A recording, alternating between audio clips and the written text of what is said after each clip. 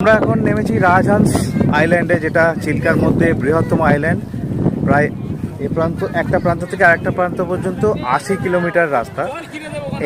এই ট্যুরের মধ্যে ডলফিন যে ট্যুরটা আমরা দেখলাম, তার মধ্যে ডলফিন দেখার পর অনেকটা রাস্তা আসার পর আমরা এখানে এই আইল্যান্ডে এসেছি। এখানে 40 মিনিট টাইম দেবে, আর তারপরে আবার এখান থেকে ফিরে যাব এবং লাঞ্চ করব। এই রাজহাঁস আইল্যান্ডের একদিকে নামিয়েছে, উল্টো দিকে ক্লাসিক বিচ বলে একটা বিচ আছে, সেই বিচটা দেখতে যাচ্ছি আমরা এখন সবাই।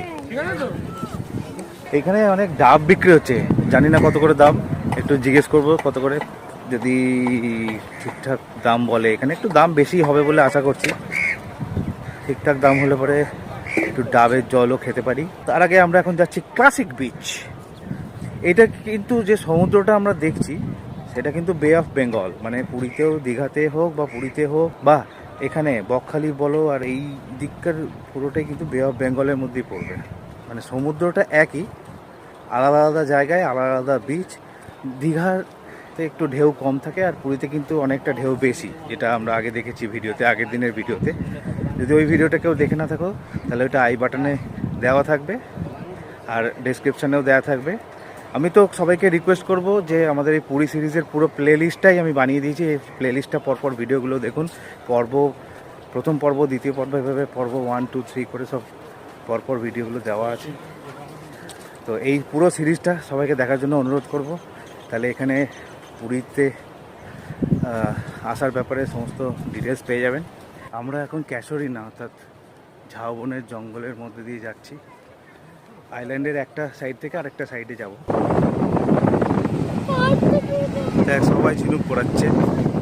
এই বিচে এখনো অনেক ঝিনুক আছে, কিন্তু এটা হচ্ছে ক্লাসিক বিচ, রাজহাংস আইল্যান্ডের ক্লাসিক বিচ। খুব সুন্দর লাগছে।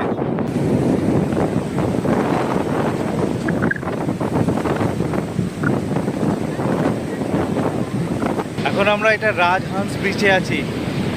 রাজহাংস বিচের মানে রাজহাংস আইল্যান্ডের ক্লাসিক বিচে এই পেছনে খুব সুন্দর ঢেউ আসছে, হাওয়া দিচ্ছে দারুণ। চুলটা দেখলে বোঝা যাচ্ছে যে হাওয়াটা কীরকম দিচ্ছে, আর জল অনেক দূর অব্দি উঠে আসছে।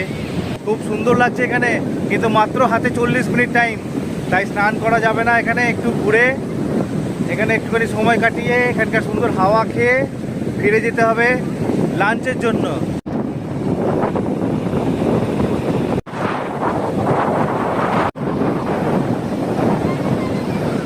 ঘোরা হয়ে গেছে, সময় হয়ে গেছে যাওয়ার। এবার সবাই এইখান থেকে উঠে পড়ছে বোটে।